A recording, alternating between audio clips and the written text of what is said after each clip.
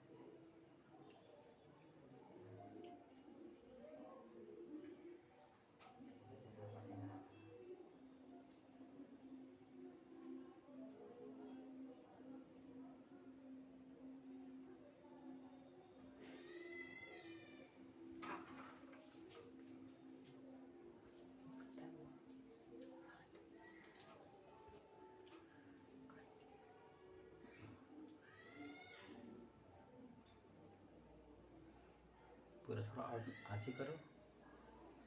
हाँ ऐसे, ज़्यादा तुम बड़ा कर दिए हो। हाँ ठीक, छोड़ दो।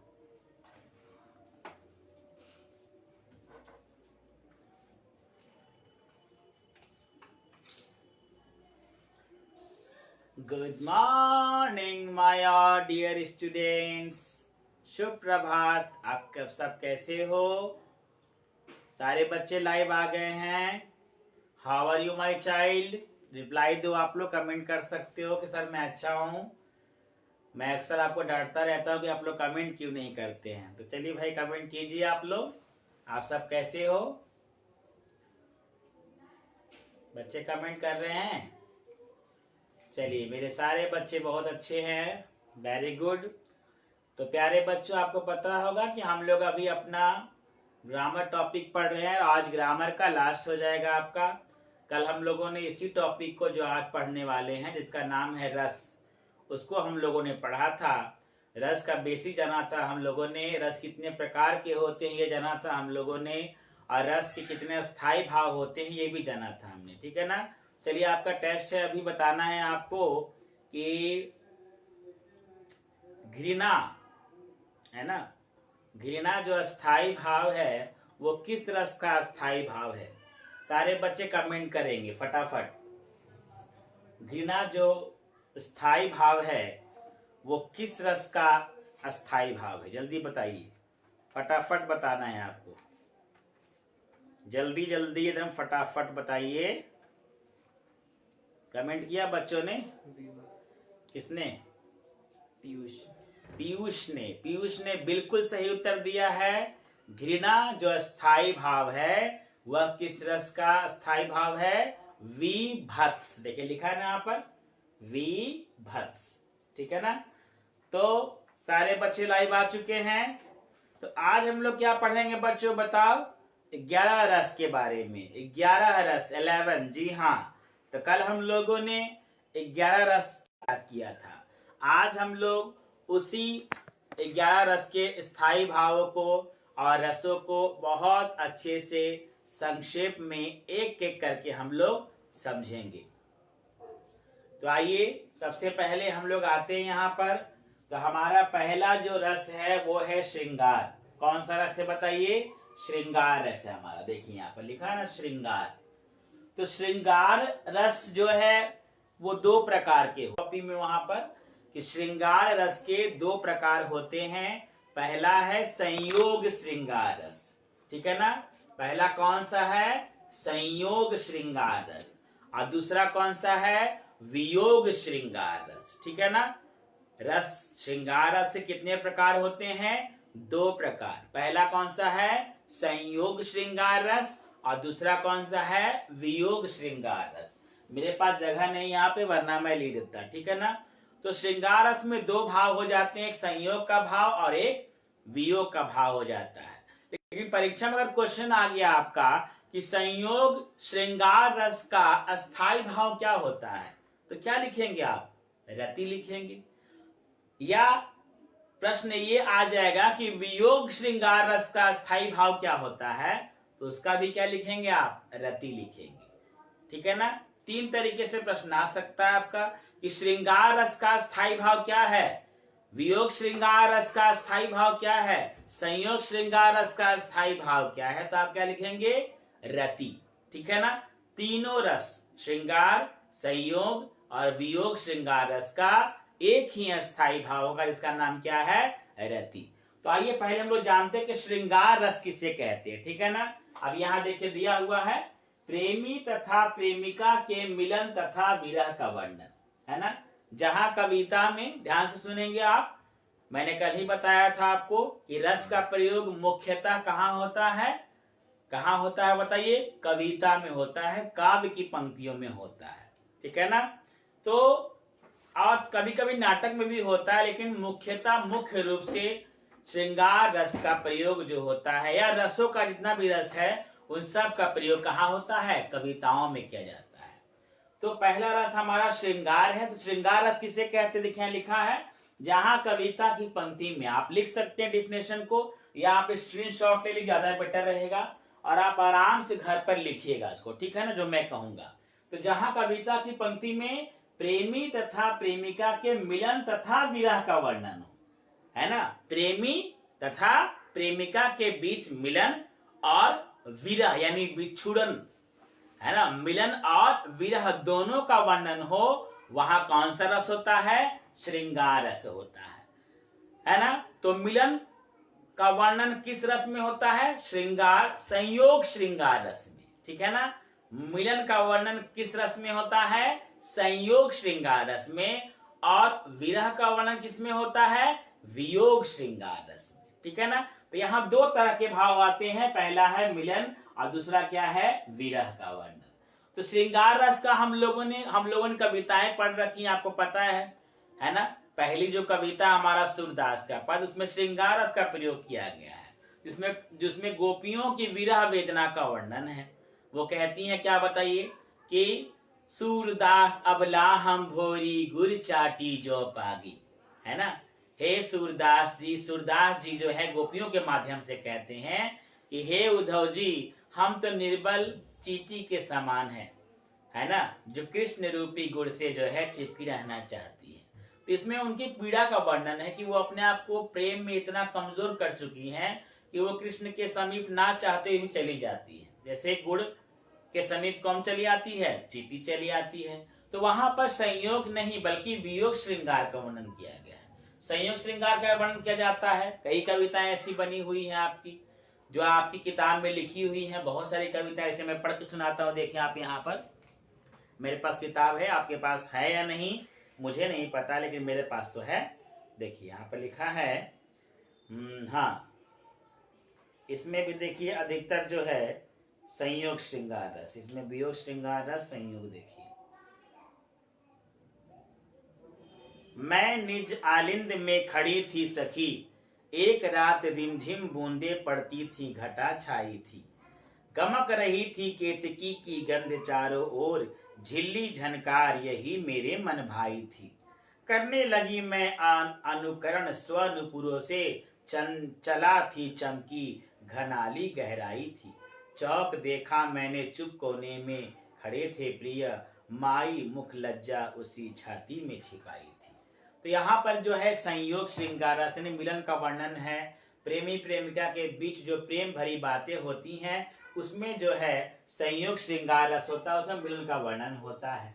आपने बहुत सारे गीत सुने होंगे, गाने सुने होंगे, बहुत सारे गीत बने हुए हैं। जैसे एक मैं गीत गाता हूँ, आप लोग सुनिएगा ध्यान से, और उसका अर्थ भी आपको समझाना होगा, मुझे बताना होगा, ठीक है ना।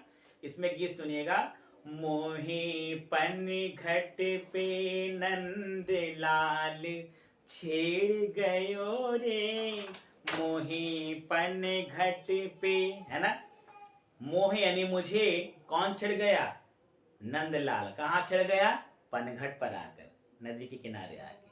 हाँ मुरी नाजुक कलैया मरोड़ गयो रे, है ना। हो मोरी नाजुक कलैया मरोड़ गयो रे, मोही पन घट पे, हाँ मोही पन घट पे नंदलाल छेड़ गयो रे, मोही पन घट पे। सुना आपने। तो यहाँ पर संयोग श्रृंगार रस है।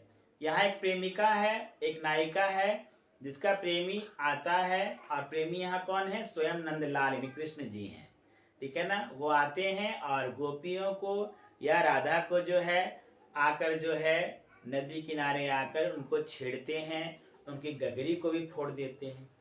कंकरी मोहे मारी गगरिया फोड़ डारी, है ना। कंकरी मोहे मारी यानी मुझे कंकरी मारकर उन्होंने क्या फोड़ दी, मेरी गगरी फोड़ दी।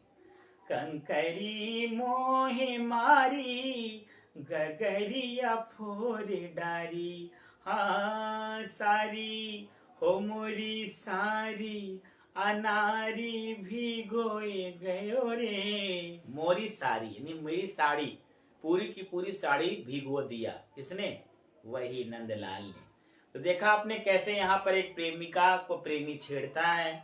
आलिंगन का भी वर्णन किया जाता है, यहाँ पर स्पर्श का भी वर्णन किया जाता है। किसमें बताइए, संयोग श्रृंगार रस में, जिसमें मिलन का वर्णन होता है। अविरह तो आप जानते ही, आप पढ़ ही चुके हैं कविता, जो हमारी सूरदास के पति कविता है, ठीक है ना। मन की मन ही मांझ रही, कहिए जाई कौन पे उधव नाही परत कही, अवधि आधार आस आवन की तन मन बिथा सही, अब इन जोग संदेशनी सुनी सुनी बिरहिनी बिरह दही, चाहती हुती गुहारी जितही तय उतते धार बही, सूरदास अब धीर धरही क्यों मर ज्यादा ना लही। तो यहाँ पर किस रस का वर्णन है, वियोग श्रृंगार रस का। तो आप लोग अच्छे समझ गए होंगे। तो श्रृंगार रस में प्रेमी तथा प्रेमिका के मिलन तथा विरह का क्या है, वर्णन है, ठीक है ना। समझ तो गए हैं आप, अच्छी बात है। लेकिन आपको करना क्या बताइए कि इस डेफिनेशन को आप एक पेज में लिखेंगे और उस पूरे पेज को ब्लैंक छोड़ देंगे, ठीक है ना। अब ब्लैंक छोड़ने के बाद उसमें आप क्या करेंगे कि जो श्रृंगार रस वाली जो कविताएं हैं, चाहे वो 2 पंक्ति कविता हो, 4 पंक्ति कविता हो, आप 4-4 उदाहरण, ठीक है ना, कविता के 4 उदाहरण, जिसमें किस रस का उदाहरण हो, श्रृंगार रस का लिखेंगे आप। उसमें संयोग का भी भाव हो सकता है या वियोग का भी हो सकता है, दोनों चलेगा। तो अगर आपको ये समझ में आ गया है श्रृंगार रस, तो आप लोग श्रृंगार लिखकर कमेंट कीजिए। चलिए सारे बच्चे कमेंट करेंगे जल्दी से। क्या हुआ, मैं बच्चों को रहता हूँ, छोड़ो ना। हाँ फोन किसका है, फोन अननोन नंबर था। सारे बच्चे श्रृंगार लिखकर कमेंट करें फटाफट। मुझे नदी के किनारे, वाह वाह वाह, अंकित सिंह तो भाई गजब कर दिया।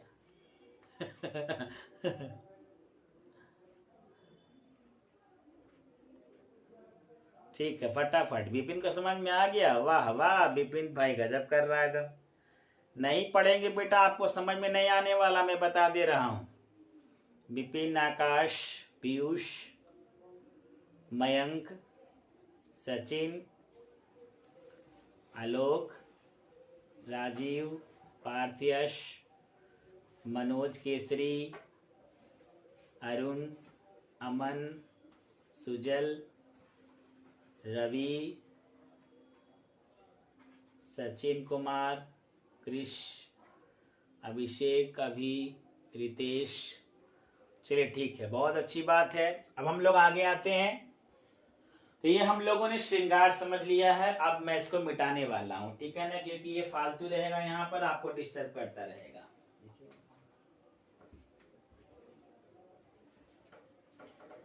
तो श्रृंगार रस आप समझ गए हैं। अब हम लोग अगले रस की ओर बढ़ते हैं, जिसका नाम क्या है, वीर रस है, ठीक है ना। तो मैं इसको मिटा रहा हूँ, फालतू में ये रहेगा ना तो डिस्टर्ब करेगा, दिमाग हमारा हैंग कर जाएगा। लेकिन मोबाइल में हम लोग मेमोरी साफ कर देते हैं ना भाई, कूड़ा कचरा बस यही है, साफ हो जाए, काम रहा नहीं। अब देखिए यहाँ पर हम लोग आते हैं दूसरे में। देखिए यहाँ पर दूसरा कौन सा है बताइए, वीर रस। तो वीर रस में केवल किसका भाव होता है बताइए, उत्साह का भाव होता है। हम लोग पता है कि वीर रस का स्थायी भाव क्या होता है, उत्साह, और श्रृंगार रस का स्थायी भाव क्या होता है, रति, ठीक है ना। ये याद करना है आपको, मैंने कल ही बताया था आपको, बार बार रिपीट नहीं करूंगा मैं अब। तो वीर रस का स्थायी भाव क्या होता है, उत्साह होता है। और उत्साह का काम क्या होता है बताइए, लोगों के अंदर उत्साह को जगाना, उनके अंदर छिपी हुई शक्तियों को जगाना। ये कविता भी आप पढ़ चुके हैं ऑलरेडी पहले से, ठीक है ना। तो युद्ध, धर्म की सुरक्षा और दीनों का सुधार का वर्णन, ठीक है ना। जहां कविता की पंक्ति में किसका वर्णन हो, ध्यान सुनेंगे आप लिख भी सकते हैं अगर लिखना चाहें तो, लेकिन सुनिए ज्यादा बेटर रहेगा, क्योंकि आप लिख तो बात भी सकते हैं ना, केवल ऐड करना कि जहां कविता की पंक्तियों में, और आगे ये लिख देंगे, सब तो वही करना है। जहां कविता की पंक्तियों में युद्ध, धर्म की सुरक्षा, दिनों का सुधार का वर्णन हो, वहां कौन सा रस होता है, वीर रस होता है। तो ये आप खुद भी लिख सकते हैं, समझ लीजिए ज्यादा बेटर रहेगा, क्योंकि समझाने वाला आपको कोई नहीं मिलेगा। डिफिनेशन तो आपको कहीं मिल जाएगा, नेट पे कहीं सर्च कीजिए मिल जाएगा। तो वीर रस किसे कहते हैं बताइए, जिसमें उत्साह का भाव होता है, उत्साह स्थायी भाव होता है, और जहां युद्ध, धर्म की सुरक्षा को लेकर, दीनों मतलब क्या होता है, गरीब, ठीक है ना, क्या होता है, गरीब, ठीक है ना, गरीब के सुधार का क्या हो, वर्णन हो, वहां कौन सा रस होता है, वीर रस होता है। परीक्षा में आपके डिफिनेशन नहीं आने वाले, परिभाषा नहीं आएगा, उदाहरण नहीं आएगा, केवल पंक्ति दी जाएगी आपको, ठीक है ना। पंक्ति दी जाएगी, बादल गरजो, घेर घेर घोर गगन धारा धर ओ बादल गरजो। तो वहां ये पंक्ति दे देगा आपको, और वहां पर 4 ऑप्शन देगा। आप पूछेगा इनमें, इस पंक्ति में किस रस का प्रयोग किया गया है, तो आप क्या लिखेंगे, कमेंट कीजिए जल्दी। बादल गरजो, घेर घेर घोर गगन धारा धर हो, ललित ललित काले घुंघराले, बाल कल्पना कैसे पाले। किस रस का प्रयोग है बताइए, बादल गरजो, घेर घेर घोर गगन ओ, बस इतना ही। इन 2 पंक्तियों में किस रस का प्रयोग है, जोश का जगाना। वेरी गुड मयंक राज, वेरी गुड, सारे बच्चे कमेंट करेंगे। हाँ, वीर रस का अंकित सिंह का पहला आया है, गौरव सिंह, राजकुमार, वेरी गुड, सारे बच्चे कमेंट कर रहे। चलिए, तो ये बहुत अच्छा आपका रहा। तो वीर रस में समझ गए आप कि जहां पर अस्थाई भाव उत्साह हो, और जहां पर युद्ध का वर्णन किया जाए, धर्म की सुरक्षा का वर्णन किया जाए, दीनों यानी गरीबों की सुधार का वर्णन किया जाए, वहां कौन सा रस होता है, वीर रस होता है। जैसे एक सुभद्रा कुमारी चौहान जी की कविता है, झांसी की रानी, ध्यान सुनेंगे आप, सुभद्रा जी की कविता है झांसी की रानी, ठीक है ना, उसमें भी वीर रस का प्रयोग किया गया है। मैं आपको 4 पंक्तियां सुनाता हूं, ध्यान सुनेंगे। सिंहासन हिल उठे, राजवंशों ने भ्रिकुटी तानी थी, बूढ़े भारत में भी आई फिर से नई जवानी थी, गुमी हुई आजादी की कीमत सबने पहचानी थी, दूर फिरंगी को करने की सबने मन में ठानी थी, चमक उठी सन 57 में वह तलवार पुरानी थी, बूंदे ले हर बोलो के मुंह हमने सुनी कहानी थी, खूब लड़ी मर्दानी वह तो झांसी वाली रानी थी। तो इसमें भी उत्साह है, अस्थाई भाव उत्साह है इसका। और किस रस का प्रयोग है बताइए, वीर रस का प्रयोग है, ठीक है ना। और बहुत सारी पंक्तियां आपकी किताब में मिल जाएंगे। इससे पहला हमारा उत्साह कविता है, उसमें तो वीर रस का प्रयोग है ही, और साथ ही साथ जो है बहुत सारी ऐसी कविताएं मैंने अभी बताया, सिंहासन हिल उठे, यहाँ भी वीर रस का प्रयोग है आपका। तो और भी बहुत सारी पंक्तियां हैं जो आपको ढूंढ कर लिखनी चाहिए और लिखनी पड़ेंगी। 4-4 पंक्तियां, मतलब 4 उदाहरण हर रस का, हर रस का, प्रत्येक रस का आपको परिभाषा पे लिख लेना है ऊपर की 2-4 पंक्तियों में, और एक पन्ना छोड़कर उसी में आप लोग 4-4 एग्जाम्पल लिखेंगे। तो चलिए वी रस का मैं देखता हूं, मेरे पास ऐसे तो मैंने बता दिया वी रस का आपको, लेकिन फिर भी मैं देखता हूं। देखो यहाँ लिखा है कि मैं सत्य कहता हूं सखे, सुकुमार मत जानो मुझे, यमराज से भी युद्ध में प्रस्तुत सदा मानो मुझे, है और की तो बात ही क्या गर्व मैं करता नहीं, मामा और निज तात से भी समर में डरता नहीं। है ना, यही अर्जुन का कथन है और कवि हैं इसके मैथिली शरण गुप्त जी हैं। ठीक है ना, तो यहाँ भी उत्साह का जो है स्थायी भाव का प्रयोग किया गया है। ठीक है ना, तो ये आप समझ चुके हैं। अगर तो आप लोग लिखिए वीर रस, फिर से लिखिए आप लोग, चलिए वीर, अगर समझ चुके हैं तो। नहीं समझ चुके हैं तो नीचे बैठ जाइए सब जहां बैठे हैं ऊपर। तो आपको 4 एग्जाम्पल लिख लेना है वीर रस का।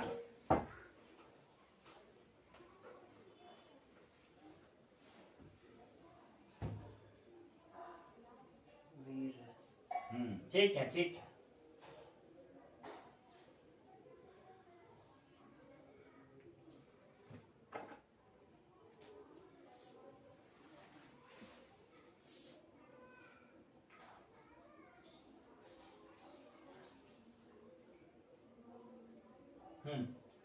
अब देखिए हमारा तीसरा जो रस है उसका नाम क्या है, रौद्र। और रौद्र का स्थायी भाव क्या होता है, सारे बच्चे कमेंट करेंगे। चलिए जल्दी फटाफट बताइए, बैठ के करें, तुम बैठ जाना। और रौद्र रस का स्थायी भाव क्या होता है बताइए, सारे बच्चे बताएंगे क्या होता है, बताइए सारे बच्चे। रौद्र का स्थायी भाव क्या होता है, क्रोध। वेरी गुड, अंकित सिंह बहुत फर्स्ट आ रहे हैं, हर बात में आजकल फर्स्ट आ रहे हैं अंकित सिंह। चलिए, तो रौद्र का जो स्थायी भाव होता है वो क्रोध होता है। ठीक है ना, अब क्रोध कब मन में हमारा जन्म लेता है बताइए। क्रोध जो है वो हमारे मन में उसका जन्म जो है वो कब होता है, क्यों हमारे मन में क्रोध आता है बताइए। जब कोई हमारे साथ गलत करता है, दुष्टता करता है, हमारी निंदा करता है, ठीक है ना, हमारे सोच के विपरीत कार्य करता है, तब हमारे मन में क्या आता है, क्रोध आता है, क्रोध उत्पन्न होता है ना। तो यहाँ भी वही बात दी गई है, देखिए यहाँ पर कि शत्रु की धृष्टता यानी दुष्टता, अपराध, अपमान, पूज्य जन की निंदा का वर्णन जहां होता है वहां कौन सा रस होता है, रौद्र रस। फिर से सुनेंगे आप, जहां कविता की पंक्ति में शत्रु की धृष्टता का वर्णन हो, यानी शत्रु जो है वह इंतजार कर रहा है कि आपके ऊपर क्या करे, वो हमला करे, आपका नाश करे, ठीक है ना, आपका विनाश करे, आपका पतन करे, तो वहां क्रोध आएगा ना भाई। उसके बाद अपराध का वर्णन हो, कोई भी सामाजिक अपराध जो होता है आपको सुनकर क्रोध नहीं आता है, जो लूटमार, चोरी, डकैती, बलात्कार जो होता है उसको सुनकर आपके मन में क्रोध का भाव उत्पन्न नहीं होता है, जरूर होता होगा। भले ही आप कुछ नहीं कर पाए लेकिन क्रोध तो जरूर पैदा होता है, अगर जो सुनते होंगे तो आप। अपमान, जब आपका अपमान होता है, किसी और का अपमान होता है, आप देख रहे हैं किसी का अपमान हो रहा है या आपका अपमान किया जा रहा है, तो भी आपके मन में क्रोध की भावना जरूर आती है। पूज्य जनों की निंदा, है ना, कोई भी पूज्य जन कोई भी हो सकता है, ये हमारे माता पिता भी हो सकते हैं, गुरुजन भी होते हैं, ऋषि मुनि भी हो सकते हैं, ईश्वर भी हो सकते हैं, तो ये सब पूजनीय हैं जिनकी हम लोग पूजा करते हैं। तो पूज्य जन की अगर निंदा की जाए, कोई बुराई करे आपके सामने, है ना, उनकी बुराई करे, निंदा करे, तो क्या आप चुप बैठेंगे, नहीं ना, आपके मन में क्रोध जरूर उत्पन्न होगा। तो जहां कविता की पंक्ति में शत्रु की धृष्टता का वर्णन हो, अपराध का वर्णन हो, अपमान का वर्णन हो, पूज्य जन की निंदा का वर्णन हो, वहां कौन सा रस होगा, रौद्र रस होगा। ठीक है ना, और अस्थाई भाव रौद्र रस का क्या है बताइए, क्रोध है। ठीक है ना, तो हम लोगों ने इस रौद्र रस की कविता भी पढ़ी है, जो दूसरी कविता हमारी है राम लक्ष्मण परशुराम संवाद। इसमें केवल रौद्र ही रौद्र है, वीर रस का प्रयोग किया गया है, लेकिन मेरे हिसाब से तो केवल इसमें रौद्र ही दिखता है, क्योंकि परशुराम का क्रोध और लक्ष्मण का क्रोध, दोनों का ही क्रोध एक समान है, लेकिन परशुराम का क्रोध ज्यादा दिखाया गया है इसमें, ठीक है ना। जैसे एक पंक्ति है, आप लोगों ने बता भी दिया, मैं फिर से रिपीट कर रहा हूं। रे नृप बालक, रे नृप बालक, काल बस बोलत तो ही ना संभार, धनु ही सम त्रिपुरारी धनु, विदित सकल संसार, है ना। क्रोध में आकर वो बोलते हैं, करे मूर्ख बालक, राजा के पुत्र, क्या तुझे एक साधारण धनुष में और शुभ धनुष में कोई अंतर नजर नहीं आता है ना। और आते आते उन्होंने ये भी तो कहा था, सेवकु सो जो करे सेवका, यरी करनी करी करिए लड़ाई। जो सेवक वो होता है जो सेवा काम करे, जिसने शुभ धनुष चुड़ा है वो मेरे लिए सहस बाहु के समान शत्रु है, मैं उसे वध कर दूंगा, ये कर दूंगा, वो कर दूंगा। तो देखा होगा आपने कि कविता में केवल क्रोध, रौद्र रस का ही वर्णन किया गया है, क्योंकि हमारे परशुराम को ऐसा लगता है कि उनके शिव जी का धनुष को तोड़कर, शिव जी का धनुष को तोड़ने वाले ने शिव जी का अपमान किया है, और उनके गुरु का अपमान उनका अपमान है, और इसी अपमान का बदला लेने के लिए वो स्वयंवर सभा में चले आते हैं। तो हुआ ना भाई यहाँ पर कि जब आपका अपमान हो, आपको अपमानित महसूस हो, तो वहां पर कौन सा भाव जन्म लेता है? क्रोध का भाव जन्म लेता है, ठीक है ना। तो अगर आपको इस समझ में आ गया, बहुत सारी देखिए पंक्तियां हैं मेरे पास हैं किताब में, ऐसे तो बहुत सारी पंक्तियां, अगर उसको हम लोग पढ़ने लगे तो बहुत समय लगेगा। तो मैं आपसे यही कहूंगा कि आप लोग 4-4 एग्जाम्पल, कम से कम 4-4 एग्जाम्पल, 2 पंक्तियों का ही एग्जाम्पल ढूंढिए, एक ही पंक्ति का एग्जाम्पल ढूंढिए, अपनी किताब से ढूंढिए, आप ज्यादा बेटर रहेगा। क्योंकि मेरे किताब में एक एग्जाम्पल ही दिया है, ऐसे मैं बनाने के लिए दूंगा, अभ्यास प्रश्न मैं आपको भेज दूंगा, लेकिन आप कहेंगे सर पंक्ति अलग अलग करके दीजिए, तो मैं नहीं दूंगा। वो आपको खुद पता करना होगा, खुद चुन चुन कर आपको लाना होगा, कहीं और से, इंटरनेट से निकालिए, किसी किताब से निकालिए, आप कहीं ना कहीं से निकालिए। चलिए, तो रौद्र रस देखिए मेरे सामने क्या आ गया, यहाँ पर दिया है, ते ही अवसर सुनी शिव धनु भंगा, आय भृगुकुल कमल पतंगा, देखत भृगुपति वेश कराला, उठे सकल भय भय विकल भुआला, पितु समेत कही निज निज नामा, लगे करण सब दंड प्रणामा। ठीक है ना। तो यहाँ पर जो है रौद्र रस है, यहाँ वीर रस का, सॉरी मतलब क्रोध का वर्णन किया गया यहाँ पर। तो अगर आपको, आप लोग समझ चुके हैं रौद्र रस को, तो आप लोग 3 लिखकर रौद्र लिखिए, ऐसे 3 लिखकर रौद्र ऐसे लिखना आप। चलिए कम ऑन फास्ट, समझ ही गए होंगे मेरे प्यारे बच्चे, सारे होनहार हैं भाई, कोई कमजोर नहीं है, सारे बच्चे होनहार हैं। बच्चे लिख रहे हैं, कमेंट कर रहे हैं।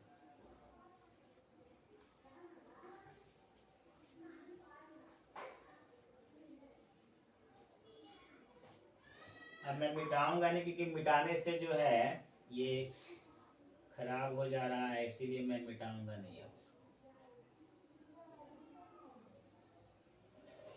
मैंने लिख दिया कि इसे समझाने मुझे आराम रहे। बच्चे लिख रहे हैं, कमेंट कर रहे हैं, ठीक है। चलिए, आपको तीसरा रंग समझ में आ गया। अब ये देखिए हास्य रस है ना, हास्य, तो इसका जो है स्थायी भाव क्या होता है? हास होता है। ये तो याद करना तो आसान है, इसका स्थायी भाव क्या होता है? हास, ठीक है ना। अब इसको हम लोग समझते हैं। तो भिन्न व्यक्ति, भिन्न मतलब क्या? अलग तरह का व्यक्ति, जो साधारण ना हो, असाधारण हो। जैसे जोकर होता है ना, जोकर आप लोग देखे होंगे, सर्कस का जो जोकर होता है, उसको देखते ही हमें क्या आती है? हंसी आ जाती है। आजकल लोग शादी ब्याह में भी मतलब ये फैशन बन गया है कि वहां भी 2-3 जोकर लोग रख देते हैं। भाड़े वाला जोकर जो है वो घूमता रहता है, तो वो लोगों का मनोरंजन करता है। क्यों मनोरंजन कर पाता है बताओ? क्यों वो लोगों को एंटरटेन कर पाता है? क्योंकि उसकी आकृति, उसकी वेशभूषा अलग होती है, तब वह लोगों को हंसा पाता है। आप देखते होंगे कि तरह तरह की बातें जो कॉमेडी सीरियल वाले होते हैं, वो तरह तरह की वेशभूषा बनाते हैं, तरह तरह की मतलब ऐसी बातें जो होती है जिससे हमको हंसी आ जाती है ना। तरह तरह की आकृति बनाकर आते हैं, चेहरे की आकृति, बालों की आकृति जो बना लेते हैं, कपड़े की आकृति अलग होती है उनकी, और उसके बाद जो है तरह तरह की वेशभूषा का प्रयोग, साथ तरह तरह के भाषा का भी लोग प्रयोग करते हैं, ताकि जनता श्रोतागण हंसे। ठीक है, उनका काम ही यही होता है, जो हंसाने वाले कॉमेडियन होते हैं।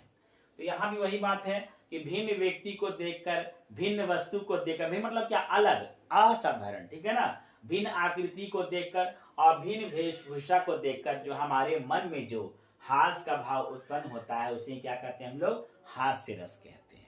इसको आप कैसे लिख सकते हैं? कि जहाँ कविता की पंक्ति में भिन्न व्यक्ति को देखकर, वस्तु को देखकर या आकृति वेशभूषा का वर्णन हो, वहां कौन सा रस होता है? हास्य रस होता है।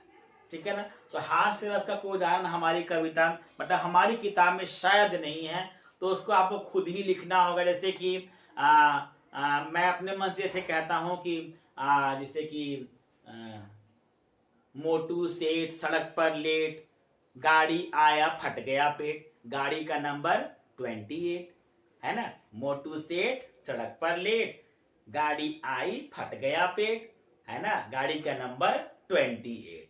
तो इस तरह से कविताएं बन गई जो हास्य रस की होती है, इसमें हंसाने का काम होता है, जिसमें श्रोताओं को जो है अलग आकृति, अलग वेशभूषा, अलग भाषा का प्रयोग करके, भिन्न भिन्न जो है व्यक्ति का प्रयोग करके, भिन्न वस्तुओं का प्रयोग कर करके जो है लोगों को क्या किया जाता है?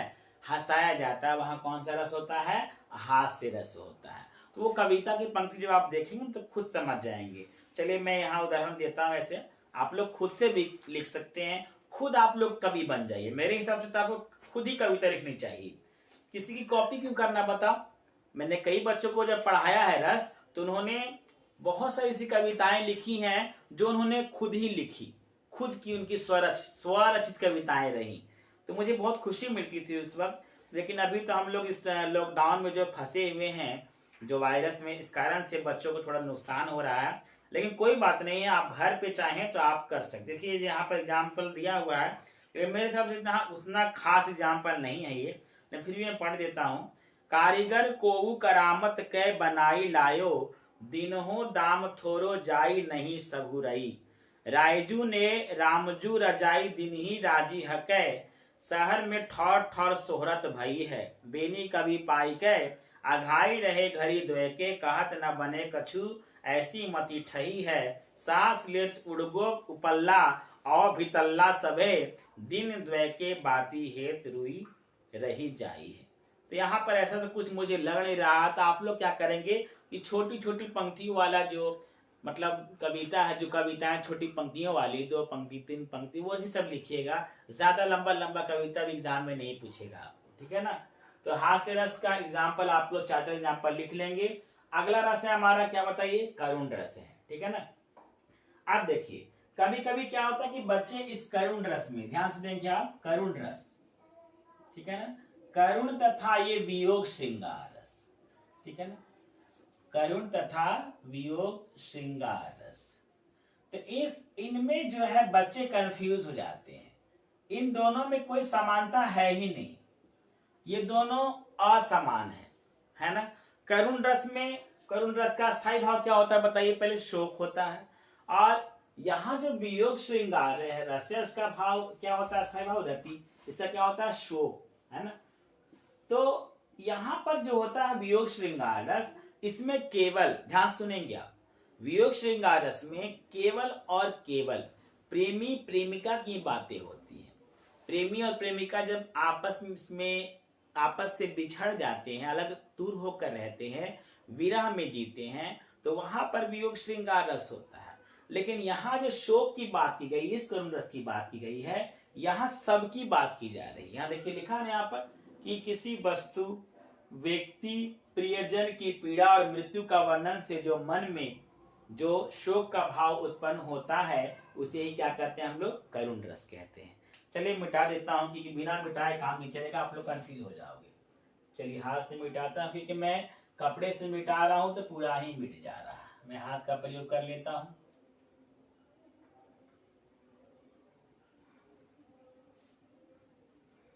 तो आप समझ रहे होंगे कि करुण में देखिए क्या होता है कि किसी वस्तु या किसी व्यक्ति या किसी प्रियजन की पीड़ा और मृत्यु का जहां वर्णन होता है, वहां करुण रस होता है। जहां मन में किसका भाव उत्पन्न होता है? शोक का भाव। और वियोग श्रृंगार रस में बताइए, प्रेमी प्रेमिका के बीच, है ना, बिछड़न का जहां भाव उत्पन्न होता है, वियोग का भाव जहां उत्पन्न होता है, वहां कौन सा रस हो जाता है? वियोग श्रृंगार रस। तो इसको आप लोग समझेंगे। कभी कभी कविता की पंक्तियां ऐसी आ जाती हैं कि हम लोग कंफ्यूज हो जाते हैं कि भाई इसमें वियोग श्रृंगार रस होगा या शोक होगा। तो उस वक्त आपको कंफ्यूज नहीं होना, उस वक्त ये बात समझनी है। कि जहां पर प्रेमी प्रेमिका के बीच केवल वियोग का वर्णन होगा, बिछड़न का वर्णन होगा कविता की पंक्ति में, वहां वियोग श्रृंगार रस होगा। लेकिन जहां पर किसी की मृत्यु का वर्णन हो, किसी की पीड़ा का वर्णन हो, किसी प्रियजन की पीड़ा का वर्णन हो, किसी व्यक्ति की पीड़ा का वर्णन हो, तो वहां पर कौन सा रस हो जाएगा? करुण रस हो जाएगा, जिसका स्थायी भाव क्या होता है? बताइए क्या होता है स्थायी भाव? शोक होता है। ये भूलना नहीं है आपको, स्थायी भाव 2 नंबर आपको ये स्थायी भाव ही दिलाने वाला है। तो आइए देखता हूं मैं करुण रस का, अगर मेरे पास एग्जाम्पल होगा तो। ऐसे तो हम लोगों ने करुण रस का जो है कोई कविता पढ़ी ही नहीं है, ठीक है ना। और कविता थी भी एक, तो वो मतलब उतनी सुटे, मतलब आप पढ़े भी नहीं वो, और करुण रस उतना ज्यादा नहीं लगता। देखिए कविता में देखता हूँ मैं यहाँ भी कुछ ऐसी बात नहीं है। तो एक मेरे पास है करुण रस का, यहाँ पर आत्मकथ्य कविता थी। उसमें कवि ने अपने जीवन के दुख का वर्णन किया था। उसमें कहा था कि देखिए मेरे पास किताब है, किताब यहाँ पर थी ना, क्षितिज किताब में ही है, आप आओगे तो वहां मिल जाएगा आपको। क्षितिज किताब में आप लोग आइएगा तो वहां मिलेगा। वहां आपकी कविता है, एक आत्मकथ्य कविता है, ठीक है, वहां मिलेगा। आत्मकथ्य कविता नहीं, इसमें नहीं, श्रृंगार रस। हाँ इसमें शोक रस में भी है, शोक इसमें भी है, लेकिन इतना ज्यादा शोक नहीं है। मैं बताता हूँ कौन सी कविता है। अगर आप लोगों ने किताब क्षितिज रखी है तो रख लो, अगर नहीं रखी है तो कोई बात नहीं है, मैं यहाँ सुना दे रहा हूँ आपको।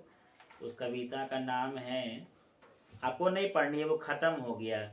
26 page number, Jaishankar Prasad आत्मकथ्य, 26 page number में आ जाएगा, वहां पर मिल जाएगा आपको। देखिए, मधुप गुनगुना कर कह जाता कौन कहानी यह अपनी, मुरझा कर गिर रही पत्तियां देखो कितनी आज घनी। इस गंभीर अनंत नीलिमा में असंख्य जीवन इतिहास, यह लोग करते ही रहते हैं अपना व्यंग मलिन उपहास। यहाँ शोक का वर्णन है, यहाँ पर करुण रस है।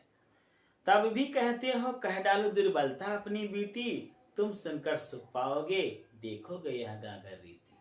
तो यहाँ पर कवि ने अपने जीवन के रहस्य का उद्घाटन किया है।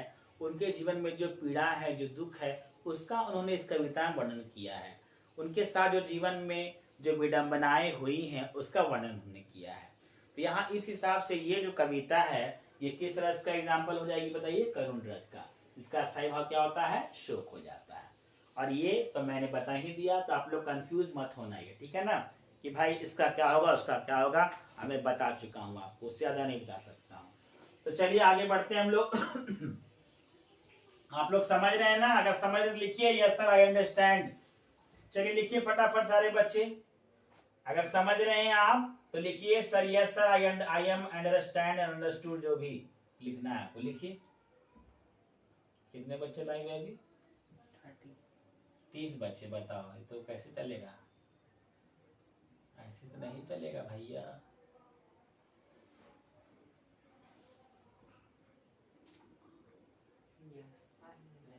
ठीक है, ठीक। अगला क्या देखिए यहाँ पर, अगला भी बहुत इंपॉर्टेंट है, ये आ सकता परीक्षा में। वात्सल्य। देखिए वात्सल्य का जो स्थायी भाव होता है वो स्नेह होता है, ठीक है ना। तो ये जो स्नेह है, ये जो प्रेम है, दोनों में अंतर है ना। ये प्रेम जो है प्रेमी प्रेमिका के बीच भी हो चले, लेकिन स्नेह की जो भावना होती है वो बड़े और छोटों के बीच होती है। जैसे माता पिता अपने बच्चों से प्रेम करते हैं, बड़ा भाई छोटे भाई से प्रेम करता है, बड़ी बहन छोटी बहन से, छोटा भाई से जो प्रेम करते हैं उसको स्नेह कहते हैं ना। जहां वात्सल्य हो, जहां ममता हो, है ना, जहां ममता का वर्णन हो, जहां वात्सल्य का वर्णन हो, जहां स्नेह का वर्णन हो, वहां कौन सा रस होता है? वात्सल्य रस होता है, ठीक है ना। जैसे यहाँ पर देखिए लिखा है कि जहां कविता की पंक्ति में माँ पुत्र के बीच, ध्यान सुनेंगे आप, माँ पुत्र पुत्री दोनों में लिख दिया ताकि लड़कियां जो वहां सुन रही हैं वो झगड़ा मुझसे ना कर बैठे, ठीक है ना। तो माँ जितना पुत्र से प्रेम करती है उतना ही अपनी पुत्री से प्रेम करती है। उनके हृदय में उतना ही वात्सल्य पुत्र के लिए भी है और पुत्री के लिए भी। क्यों? क्योंकि उन्होंने दोनों को 9 महीने अपने गर्भ में रखा है, अपने पेट में उसको पाला है, पालन पोषण किया है उसका। तो भाई दोनों के लिए उनके मन में प्रेम एक बराबर होता है। माँ कभी भी भेदभाव नहीं करती अपने बच्चों में, चाहे वो लड़का हो या लड़की हो। इसलिए मैं लिख दिया यहाँ पर कि अगर मैं चाहता तो केवल पुत्री ही लिखता, लेकिन पुत्री ना लिखकर पुत्रियों का मैं अपमान नहीं करना चाहता हूँ, ठीक है ना। तो जहां पर कविता की पंक्ति में माँ पुत्र और माँ पुत्री के बीच, जहां कविता की पंक्ति में माँ पुत्र और माँ पुत्री के बीच बालक की मोहकता तथा बालक की मोहक बातों का क्या हो, वर्णन हो, वहां कौन सा रस होता है, वात्सल्य। और वात्सल्य रस का स्थायी भाव क्या होता है, स्नेह होता है। जैसे एक बहुत अच्छी पंक्ति है, अलंकार जब पढ़ेंगे तो आप लोग सुनेंगे कि मैया मैं तो चंद्र खिलौना ले हूं, ठीक है ना। और वहां बहुत बहुत सारे इसमें तो ढेर, मुख्य रूप से वात्सल्य रस में देखिए, अगर कविता कोई आएगा बिना आपका तो कृष्ण और यशोदा, देखिए यहाँ पर कृष्ण और यशोदा मैया का वर्णन देखिए दिया रहेगा इसमें, है ना। अधिकतर जो कविता पंक्ति है जो वात्सल्य रस की है वो कन्हैया और कृष्ण मैया यशोदा का जो है कविता का वर्णन किया। ऐसे एक मैं आपको सुनाता हूँ, गीत सुनाता हूँ।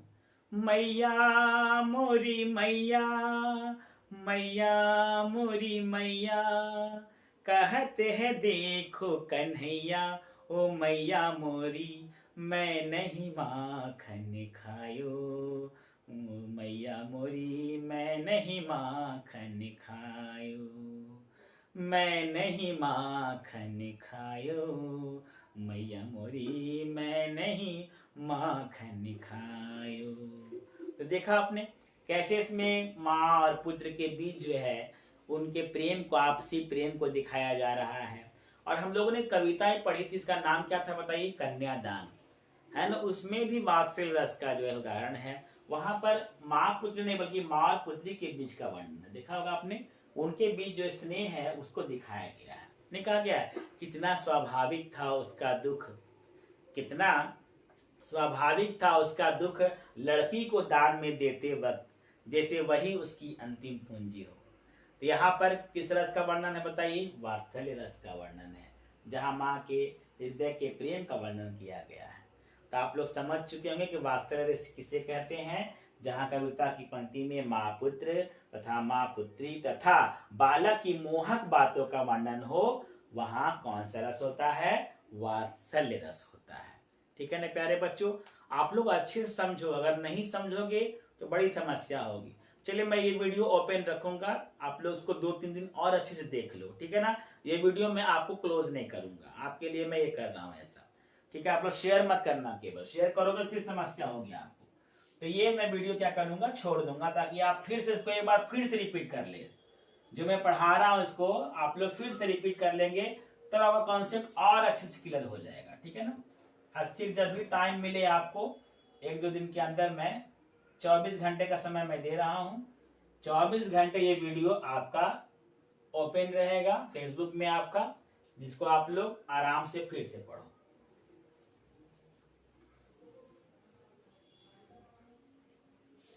चलिए तो अगला हमारा है कौन सा, टाइम कितना हुआ देखो तो कैमरामैन, सारे बच्चे समझ रहे हैं ना, 45। ठीक है, बहुत टाइम है। विभत्स रस, देखिए क्या लिखा है बताइए। विभत्स क्या होता है, घृणा। अस्थाई भाव क्या होता है, घृणा। एक और होता है, देखिए मैं कल लिखाना भूल गया था, जुगुप्सा, लिख लीजिएगा, है ना। विभत्स के अस्थाई भाव का नाम क्या है, घृणा, लेकिन कभी कभी जुगुप्सा भी दिया रहता है। तो दोनों नोट कर लेंगे आप कि विभत्स का अस्थाई भाव घृणा भी होता है और जुगुप्सा भी होता है, ठीक है ना। दोनों में से कोई एक ऑप्शन में दिया रहेगा, तो कंफ्यूज नहीं होना है। हो सकता है कि जुगुप्सा जो अस्थाई भाव है वो किस रस का है, तो विभत्स का है। घृणा किस रस का अस्थाई भाव है, तो भाई विभत्स का है। और क्या, विभत्स का अस्थाई भाव क्या है, जुगुप्सा है। मान लो घृणा नहीं दिया रहेगा तो फिर क्या करोगे, लड़ोगे एग्जामिनर से कि नहीं आप गलत क्वेश्चन बनाए हैं, जी नहीं। वहां जुगुप्सा रहेगा तो लड़ना नहीं है आपको, कि दोनों में से कोई एक टिक लगा दीजिएगा, ठीक है ना। दोनों तो आएगा नहीं, एक ही आएगा आपको। तो विभत्स रस किसे कहते हैं, जहां घृणा का भाव, जैसे कोई गंदी चीज हम लोग देख लेते हैं, भद्दी चीज देख लेते हैं, है ना, अरुचिकर वस्तु हम लोग देख लेते हैं जो हमें पसंद नहीं है, तो वहां हमारे मन में घृणा का भाव उत्पन्न होता है। जैसे मान लीजिए कि कभी कभी देखते हैं आपकी सड़क के किनारे जो है कुत्ते की लाश पड़ी हुई है, चूहे की लाश पड़ी हुई है, बदबू आ रही है, तो घृणा होते हैं, हमारे मन में घृणा का भाव उत्पन्न हो जाता है। युद्ध भूमि जो होती है, युद्ध भूमि शायद आप देखे नहीं होंगे, जब युद्ध होता है तो युद्ध के बाद का जो दृश्य होता है वो बड़ा ही जो है ऐसा ही घृणित होता है। वहां आप देखिएगा कि किसी का एक हाथ कटा हुआ है, अंग भंग हुआ है, किसी का सिर कटा हुआ है। तो ऐसे मतलब दृश्यों को देखकर, भद्दे दृश्यों को देखकर हम लोगों के मन में जो है किसका भाव उत्पन्न होता है, घृणा का भाव उत्पन्न हो जाता है। वहां लिखा है ना, देखिए कि गंदी, जहाँ कविता की पंक्ति में गंदी, भद्दी तथा अरुचिकर वस्तु का क्या हो, वर्णन हो, वहां कौन सा रस होता है, विभत्स रस होता है। और विभत्स रस का अस्थाई भाव क्या होता है, या तो घृणा होगा और या तो जुगुप्सा होगा। तो आप लोग इसका भी उदाहरण ढूंढ कर लिखिएगा, ठीक है ना। ऐसे मैं देखता हूँ अगर किताब में होगा तो मैं बताता हूँ, वरना आपको खुद ढूंढना होगा, ठीक है ना। मेरे पास किताब एक है लेकिन सूटेबल किताब नहीं मुझे लग रही है ये, तो इसी से मैं निकाल लेता हूँ। चलो तुम्हारे लिए, आपके लिए, सबके लिए।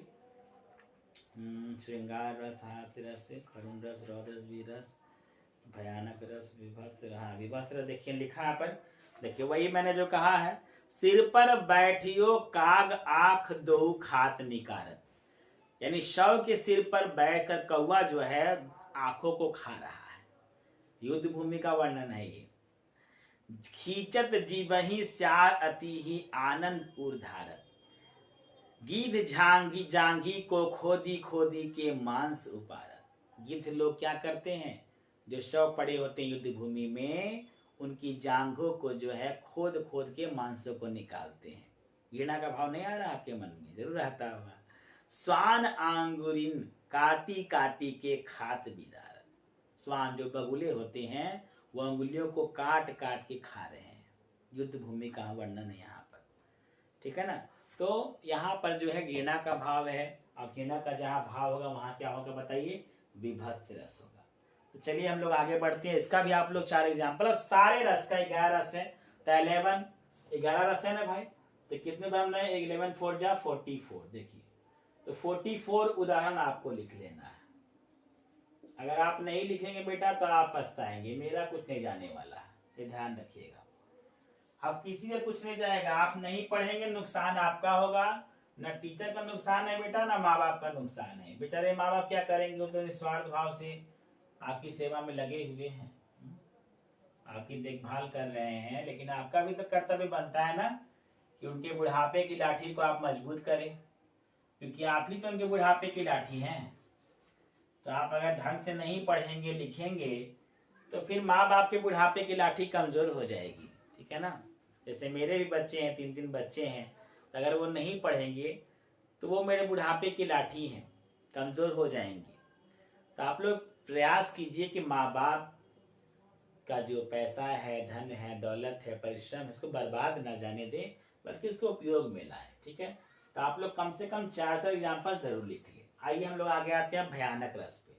तो भयानक वस्तु के आकार, घटना, घातक परिणाम का जहां वर्णन हो वहां कौन सा रस होता है, भयानक रस, है ना। अब भयानक रस का स्थायी भाव क्या होता है, भय होता है। पता होगा आपको कि जहां भय का भाव हो, स्थायी भाव, वहां कौन सा रस होता है, भयानक। तो जहां कविता की पंक्ति में भयानक वस्तु के आकार का वर्णन हो तथा भयानक घटना का वर्णन हो या घातक परिणाम का वर्णन हो, वहां कौन सा रस होता है, भयानक रस होता है, ठीक है ना।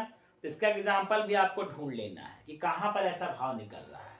अगला कौन सा बताइए, अद्भुत का भाव। अद्भुत में कौन सा अस्थायी भाव होता है बताइए, विस्मय, ठीक है ना। विस्मय या आश्चर्य, कल आपको ये बात, या तो विस्मय होगा या तो आश्चर्य होगा।